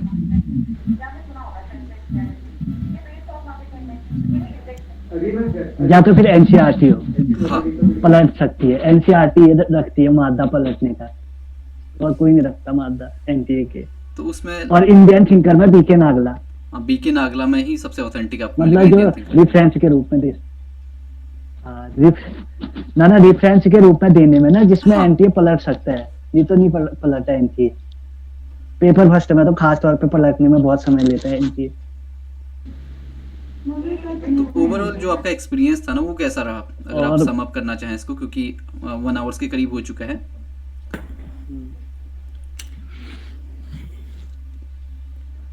सर एक्सपीरियंस अच्छा रहा, हम्म, जैसे प्रिपरेशन चल रही थी, अच्छा लगा पेपर करते वक्त, अच्छा लग रहा था, क्वेश्चन अच्छे आ रहे थे। ऐसा नहीं था कि कोई मतलब आता ही नहीं है जो पहले अटेम्प्ट में हो रहा था, तो इस बार तो ऐसा कुछ था नहीं, तो ठीक था। अब देखते हैं सर और level of result paper weights. कैसा था, मतलब पिछली बार की, तो किस तरीके से आपका जो प्रेडिक्शन रहेगा ना कि कितनी Tough मेरिट था जाएगी। सर पिछले बार तो ऐसा था कि पिछले बार तो कोई आइडिया नहीं था, क्योंकि कुछ ऐसे ही चले गए थे, कुछ पढ़ा लिखा कुछ था नहीं, तो इस बार तो अच्छा प्रिपरेशन थी, ठीक था, सब चीज कवर की थी, तो ठीक था, एक्सपीरियंस तो अच्छा था। और कहीं थोड़ा बहुत ऐसा लगा कि कंफ्यूज भी हो रहे हैं, लेकिन कई क्वेश्चन में क्लियरिटी थी, अच्छे से हो गए थे, ठीक है, तो सर ठीक है एक्सपीरियंस तो। सर रिजल्ट पे बात है। हाँ जी, सर पेपर 1 थोड़ा लेंदी था और थोड़ा टफ था, मतलब जैसे आर्ट्स के स्टूडेंट के लिए ना, हाँ, मेरे ख्याल से थोड़ा टफ ही था पेपर 1, मतलब और काफी टाइम कंज्यूमिंग था। पेपर 2 ठीक था, मतलब मॉडरेट लेवल का था, ज्यादा टफ भी नहीं कहेंगे। पेपर फर्स्ट के कुछ क्वेश्चन याद है आप लोगों अगर को? हाँ, तो फटाफट चर्चा सर, की जाए।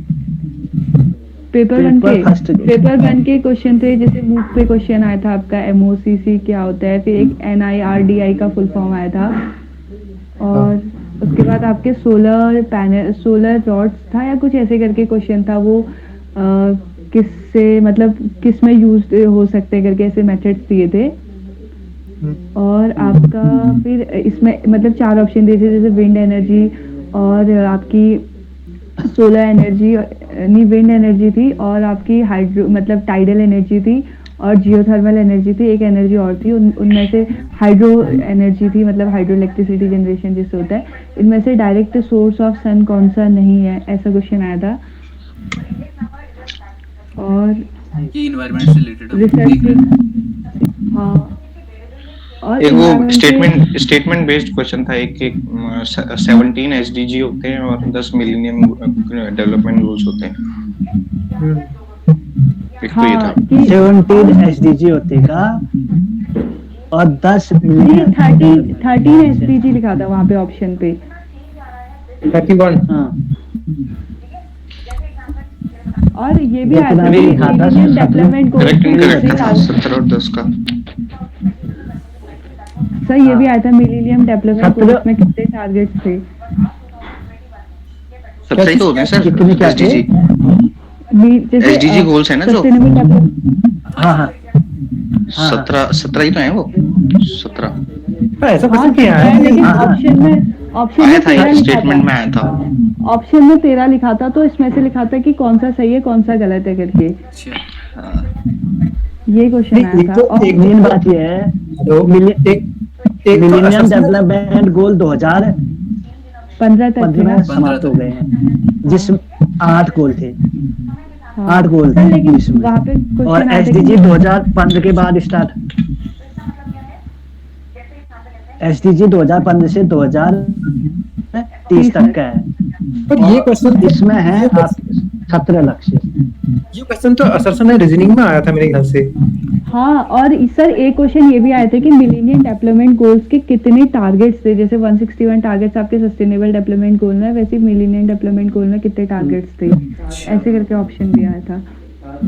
फैक्ट बेस्ड था क्वेश्चन और पूरा। और क्लासिकल थ्योरी ऑफ एजुकेशन ऐसे करके किसने, क्लासिकल थ्योरी ऑफ एजुकेशन था, क्लासिकल थ्योरी किसने, ये कहाँ से आई थी, गौतम बुद्धा, कौटिल्य, ऐसे करके था ये हायर एजुकेशन वाला पार्ट। Higher education. और वुमेन एम्पावरमेंट या फिर वुमेन मतलब वुमेन का जब सबसे अच्छे से डेवलपमेंट या उनके लिए सबसे अच्छी पॉलिसीज कौन से कमीशन पे लाई गई थी, ये ठीक है। क्वेश्चन था। और आपका बाइनरी नंबर और डेसिमल नंबर सिस्टम पे क्वेश्चन था। इसमें कन्वर्ट करना था क्या, मतलब पूरा वो करके सॉल्व करना था? सर कन्वर्ट नहीं करना था, यहाँ पे लिखा था 101 plus 1001 plus 1101 is equal to 11001, ऐसे होगा नहीं होगा। पहला कुछ सेशन ये था। सेकंड एक और क्वेश्चन था उसी के रीजनिंग, मतलब रीजनिंग में 2 स्टेटमेंट दिए थे, इसमें से ये इसके इक्वल है नहीं है, पहला स्टेटमेंट ये था, दूसरा स्टेटमेंट कुछ और था। उसको भी बाइनरी नंबर सिस्टम पे था, फिर उस पे था कि इन दोनों में से कौन सा स्टेटमेंट सही है, ये क्वेश्चन था। और कोई आपको तो क्वेश्चन और- डिस्कस करना हो? एनवायरनमेंट पे क्वेश्चंस काफी थे आपके फर्स्ट पेपर पे, और आईसीटी से रिलेटेड क्वेश्चंस भी थे, एक तो और थे। पेपर और फर्स्ट एक- में आरसी कैसी आई थी? आरसी क्या होता है? Reading comprehension. Reading comprehension. First में इजी थी वैसे reading comprehension, reading comprehension easy था, बट डीआई थोड़ा टफ था, थोड़ा टाइम कंज्यूमिंग था डीआई। ठीक है। सही। तो कितना और बाकी- हिंदी साल कितना जा सकती है मेरिट आपका अनुमान? मेरिट अप्रोक्सीमेटली 70 के आसपास तो इस बार भी जाएगी ही जाएगी ना, क्योंकि जैसे हमने पेपर 2 देख लिया तो पेपर 2 बहुत ज़्यादा टफ भी नहीं था, सिंपल ही था, सिंपल टू मॉडरेट हम कह सकते हैं। कुछ क्वेश्चन तो टफ होंगे ही तो उनको हम हटा देते हैं, तो जबकि पेपर 1 थोड़ा लेंदी था, तो बहुत ज़्यादा भी नहीं जाएगी, 70 पार नहीं हो सकती, क्योंकि पेपर 1 लेंदी था और डीआई थोड़ा सा ट्रिकी थी अगर हम देखें अभी तक जो भी एनालिसिस देखा। उसके अलावा मतलब कह सकते हैं कि टाइम टेकिंग था पेपर 1 कहीं ना कहीं। बहुत ज्यादा टाइम टेकिंग था सर, हाँ, बिना तो प्रैक्टिस फिर बहुत सारे स्टूडेंट्स कैसे होंगे कि उनके क्वेश्चन छूट गए वो तो होंगे। हर साल ही होता है। हाँ, या फिर किसी का ये हुआ होगा लेकिन कि इस बार थोड़ा ज्यादा टफ था। हाँ, तो ये कह सकते हैं 70 के आसपास। ये हाँ सर, पीछे जनरली ये होता है ना, जो पेपर हम देते हैं, जैसे मेरे को लगता है कि 2020 का पेपर 21 का पेपर टफ था। हाँ, इन सर को लगता होगा कि 2020 का पेपर टफ था, इन बच्चों को लगेगा कि 2022 का पेपर टफ है, क्योंकि ये धारणा जनरली ये होती है कि जो पेपर हम देते हैं ना उसको स्वतः ही हमारा दिमाग मानता है कि ये टफ है करके। अब क्योंकि ये उसमें कुछ जब नए क्वेश्चंस भी हमारे लिए होते हैं ना, पता क्योंकि चलता सारा है। कुछ पुराना तो आएगा नहीं, कुछ नए भी होंगे, और वहाँ पर एक प्रेशर भी रहता है 3 घंटे में आप किस तरीके से वो करते हो। यहाँ पर घर से बैठ के बोलना थोड़ा सा अलग हो जाता है, और वहाँ पे प्रेशर फील करके क्वेश्चन को 150 क्वेश्चन को सॉल्व करना थोड़ी अलग बात होती है।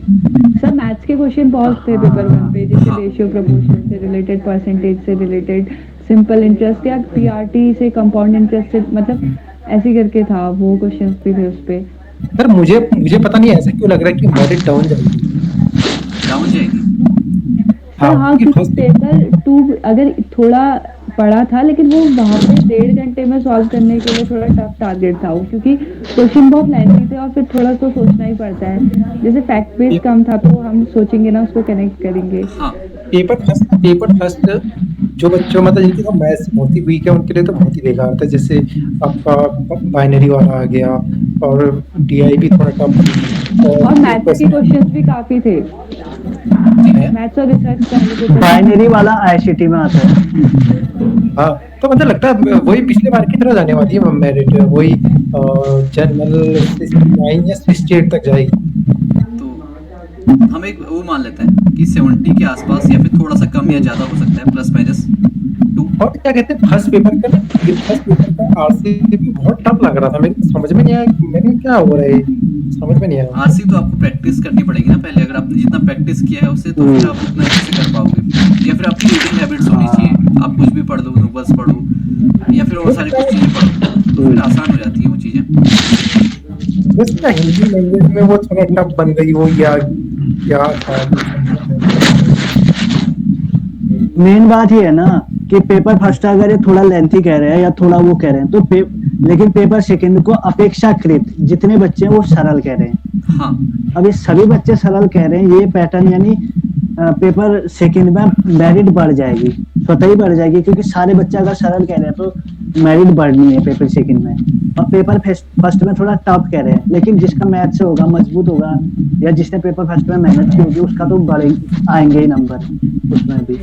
हाँ, और सीट टाइम फिर भी फिक्स है ना। तो मेरे को लगता है जो कि सीट टाइम फिक्स है मेरे को। और इस बार तो क्या कहते हैं, पिछली बार तो बच्चे भी ज्यादा थे, कंबाइंड था। इस बार भले कहने का कंबाइंड है लेकिन बच्चे कम है परीक्षा देने वाले समाचार, तो इसका सीधा असर ये पड़ेगा।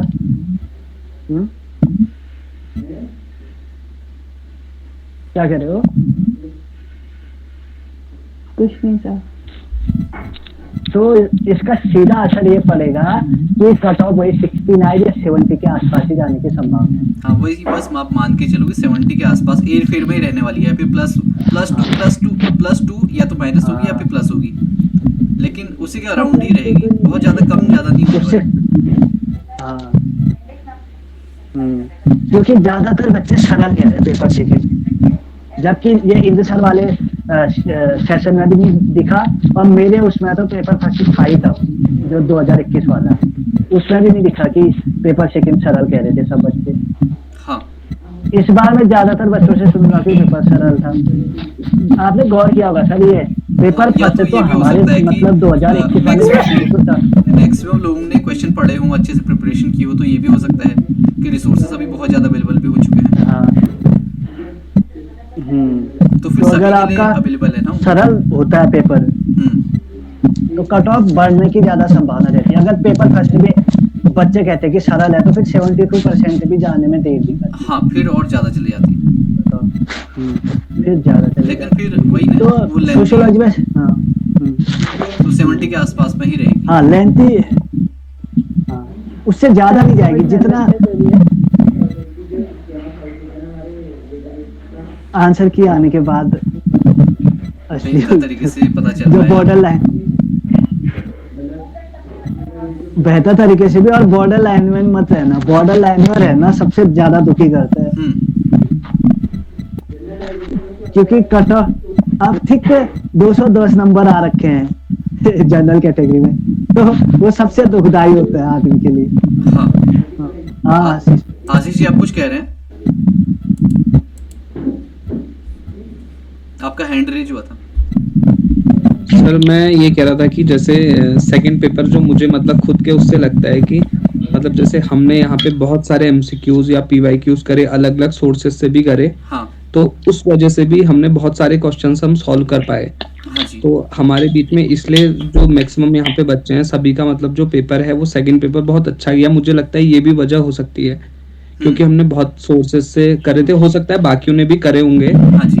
पर मुझे लगता है क्योंकि हमने अलग अलग तरीके से कैसे करना है क्वेश्चन पैटर्न को समझते हुए काफी टाइम हमने देते हुए सेकंड पेपर का प्रिपरेशन किया, ये है। ये भी और कारण हो सकता है। मेरा मेरा एक्सपीरियंस ये रहा कि सर सेकंड पेपर में जैसे कृष्णकांत जी भी बता रहे थे कि पिछले बार की अपेक्षा इस बार बहुत इम्प्रूवमेंट रहा, हाँ क्योंकि पिछले बार मैं 1.5 घंटे में पेपर करके बैठ गया था वहां पे, तो 1.5 घंटा बैठ ही रहा, बस मैंने सोचा हो गया मेरा। पर इस बार मैं 3 घंटे के बाद अगर मैं सोच रहा था कि मुझे 10 मिनट और मिलते तो और अच्छे से मैं कर पाता, क्योंकि ठीक है। आते थे चीजों को समझने में भी टाइम लग रहा था, क्योंकि कॉन्सेप्ट पता थे। हाँ तो ये नहीं चाह रहा था कि ये क्वेश्चन गलत हो जाए या इसको बार बार मैं देख लूं अगर फिर से अगर चेक कर सकूं। और कई क्वेश्चंस ऐसे भी थे जो मतलब पीवाईक्यू में भी रिपीट हुए थे, मतलब जैसे हम बोलते हैं कि रिपीट नहीं होते, मुझे ऐसा लगा कि 4-5 क्वेश्चंस ऐसे थे जो मतलब एज इट इज रिपीट भी हुए थे, मतलब सिंगल लाइन क्वेश्चंस थे बस वो। अच्छा ऐसे भी क्वेश्चंस आए थे, क्योंकि अभी तो हमें ध्यान नहीं है ऐसे, पर ऐसे कुछ क्वेश्चंस थे ऐसे। हाथ से रिपीट हुए थे, पीवाईक्यू से भी रिपीट क्वेश्चन। सर और बाकी मेरे, क्योंकि मेरा खुद मैथ्स वाला पोर्शन कमजोर था, तो मुझे लगा कि डीआई थोड़ा टफ था। बट ये कि जैसे असर्शन रीजन अगर हमने सोशियोलॉजी वाले पेपर के लिए भी अगर तैयार किया था, तो वहां पे भी हम उसी मेथड को लगा के वो असर्शन रीजन के क्वेश्चंस कर सकते थे।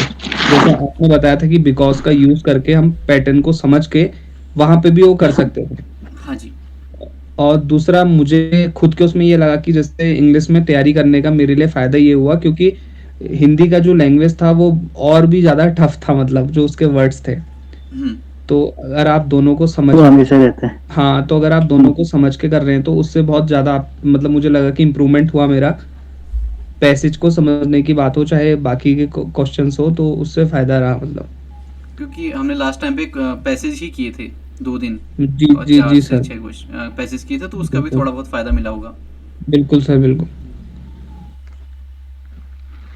तो एक चीज और जोड़ना चाहूंगा मैं कि क्या पता ऐसा भी हो कट ऑफ नीचे भी जाए, क्योंकि हमने क्या पता ऐसे लोगों से बात की जिनका नेट ज्यादा निकल जाए आसानी हाँ। से, तो ये भी हो सकता है। क्योंकि अगर हमको सभी लोग ऐसे मिले जिनका पेपर अच्छा गया हो और हम क्योंकि हम ज्यादा क्लोज हैं तो हमको इन्फॉर्मेशन भी इन्हीं लोगों से मिलेगी, तो ऐसा भी हो सकता है कट ऑफ नीचे भी चले जाए या कट ऑफ उतनी भी रहे और ये लोग आसानी से निकाल ले। जैसे पिछली बार हुआ था लखनऊ यूनिवर्सिटी का, हाँ अगर इंग्लिश ने गौर किया होगा, लखनऊ यूनिवर्सिटी में बहुत सारे बच्चों ने JRF निकाल दिया था, वो भी लगभग एक दूसरे से जुड़े हुए थे। हाँ, जो भी मतलब एक कनेक्टेडनेस होती है ना, वो लगभग सभी क्लियर कर जाते हैं और बाकी का जो एक ग्रुप होता है वो फिर रह जाता है।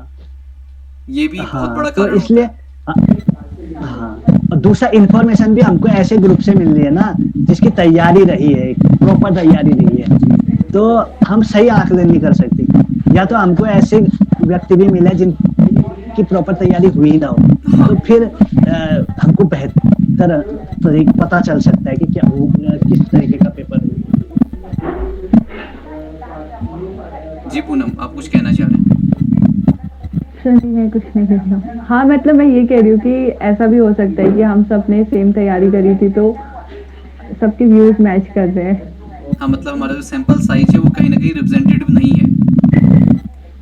हाँ ये भी हो सकता है। हाँ सर, मुझे भी यही लग रहा है, क्योंकि हमने मतलब अलग अलग बहुत सोर्सेस और हमने काफी टाइम मतलब इसको तैयार किया है। हाँ। मतलब हमने एमसीक्यूज लगाए, इतने पीवाईक्यूज स्टार्टिंग से लेके अभी तक लगाए। मतलब मुझे तो शायद ही ऐसा लग रहा है कोई हमने छोड़े होंगे। हमने मतलब इतने एमसीक्यूज करे थे, तो अब पता नहीं बाकियों ने करे नहीं करे या उन्होंने कैसा प्रिपरेशन किया, ये हम नहीं कह सकते। पर जैसे एग्जाम हॉल से जब हम बाहर निकल रहे थे तो कई लोगों का रिस्पॉन्स ये भी था, पेपर बहुत टफ था यार, ये तो पढ़े ही नहीं थे तो कहाँ से आगे करके। अब वो क्योंकि हम पढ़ चुके थे तो हमारे लिए वो इजी था, हमें लग रहा था कि हमें तो आता है तो हमारे लिए पेपर इजी था। तो इसको समझ पाना थोड़ा मुश्किल है, जैसे अभी विशाल सर भी बता रहे थे। जैसे मेरे कुछ लोगों से बातचीत हुई ना जी वहाँ, जब मैं पेपर हॉल से बाहर निकला तो लोगों से बात की तो सभी ने ये कहा पेपर सेकंड अच्छा है। वाकई में पेपर सेकंड अगर मैं मानता हूँ कि जिसने बहुत ज्यादा मेहनत की है तो उसको कुछ ज्यादा बेनिफिट नहीं मिला होगा, मुझे ऐसा लगता है। जिसने थोड़ा नॉर्मल किया उसका भी उतना ही ज्यादा जी मतलब जिसने बहुत ज्यादा मेहनत करी ना उसके लिए उतना फायदेमंद नहीं है पेपर, मुझे ऐसा लगता है। क्योंकि सब सिंपल ना, ऐसा कुछ नहीं है। पिछली बार ज्यादा मेहनत का फायदा, ज्यादा मेहनत की तब जाके रह पाया ना इतना सब। नहीं तो एक्चुअली मैं करते देखो तो आप देखो मैं बताऊं कहाँ पेपर ऐसा था नहीं, मैं मुझे बता लगा कहाँ आएगा इसका फायदा। फायदा तो हमेशा ही रहेगा। इसका फायदा ज्यादा मेहनत का कहाँ आएगा? जहाँ पे असर्शन रीजनिंग लगाओगे कितने गलत हुए होंगे जो अभी सही मान के चल रहे हो आप लोग, वहां होगा। क्योंकि जहां मेहनत जिसने ज्यादा की होगी उसने क्रिटिकल सोच लगाई होगी उस समय, और बेसिक मजबूत बनाया होगा, उसका आंसर सही होगा। जहां आपको लग रहा है कि असर्शन रीजनिंग सही होगा करके, क्योंकि वही सबसे ज्यादा गलत होता है आखिर में जब आंसर की आती है। एक यहाँ, दूसरा, पिछली बार मेरे को भी लग रहा था कि सोशियोलॉजी का पेपर सरल था करके, तो कट ऑफ क्यों गिरी? क्योंकि हम नहीं बता सकते, हमें आ जाती है सब्जेक्टिविटी। अगर हमने तैयारी अच्छी की है, हम पेपर का आकलन सही नहीं लगा सकते। अगर हमारा पेपर सही गया है तो हम कहेंगे सरल गया पेपर, अगर हमारा पेपर खराब गया तो हम कहेंगे कठिन आया था पेपर। इसलिए हमेशा सब्जेक्टिविटी आ जाती है नेट का पेपर सॉल्व करते समय कभी भी। देखो ज्यादा पढ़ने का हमेशा फायदा तो रहता है, लेकिन आप क्या ज्यादा पढ़ रहे हो। अगर आप बार बार एमसीक्यू कर रहे हो, रिपीट कर रहे हो एक चीज को, तो फिर वो ज्यादा पढ़ने का फायदा है। लेकिन आप अगर 50 सोर्सों से 50 बुकें पढ़ दो जिनका कोई मतलब नहीं है, बहुत ज्यादा मतलब प्रकांड विद्वान बन जाओ, उसका कोई मतलब नहीं रहेगा। मतलब आप एग्जाम के पर्सपेक्टिव से अगर आप पढ़ो, उसके अकॉर्डिंग ज्यादा पढ़ो, तो फिर कोई फायदा है। तो आप किस लेवल की ज्यादा तैयारी कर रहे हो वो भी मैटर करता है। उस दिन नवीन सर एक बात कह रहे थे, अगर आपने गौर किया होगा, कि डीप स्टडी नहीं होनी चाहिए, क्या होनी चाहिए? स्मार्ट स्टडी होनी चाहिए। स्मार्ट स्टडी होनी चाहिए। वही तो हम कितना ही पढ़ लें, आखिरी में वही स्मार्ट अगर स्टडी नहीं होगी तो फिर कैसे चलेगा? या स्मार्ट, वो आप ही को ही तो कोट करके कह रहे थे सर, वो आप ही का मतलब उन्होंने मेरे को कहा था, फिर मैंने स्टेटस लगाया। नाना कोड वाले मेरे को कर रहे थे, मैंने उन्हीं के विचारों से लिया था वो। अभी कल और डीप आने वाला है, कल शायद सर कल आने वाला है क्या? कल आने वाले 8 को। क्योंकि आप ना एक जो स्ट्रेटजी होती है ना, किसी भी सब्जेक्ट में आप अप्लाई कर सकते हो, सिर्फ सोशियोलॉजी तक ही सीमित नहीं है वो। आपको अगर पता है चीजों को कैसे करना है तो आप ज्योग्राफी में कर लोगे, आप सोशियोलॉजी में कर लोगे, पॉलिटिकल साइंस में कर लोगे, कहीं भी आप अप्लाई कर लोगे। बस आपको एक पता होना चाहिए कि गाइडेंस किस तरीके से लेना है और कहाँ से किन चीजों को रखना है, किन चीजों को छोड़ना है, कहाँ से पढ़ना है, और कौन सी आपको मैक्सिमम कहाँ से आपको बेनिफिट मिलेगा।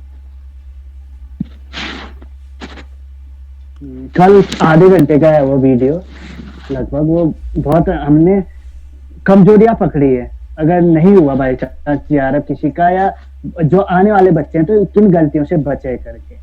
ये सबसे मेरे को बेहतर लगा था। मतलब ज्योग्राफी के लिए है, लेकिन मेनली उसमें पेपर 1 बहुत ज्यादा फोकस है। इसके अलावा जो भी स्ट्रेटजी होती है बेसिक पेपर सभी के लिए सेम रहती है। हाँ, वो सभी के लिए लागू हो जाती है, सभी के लिए लागू हो जाती है।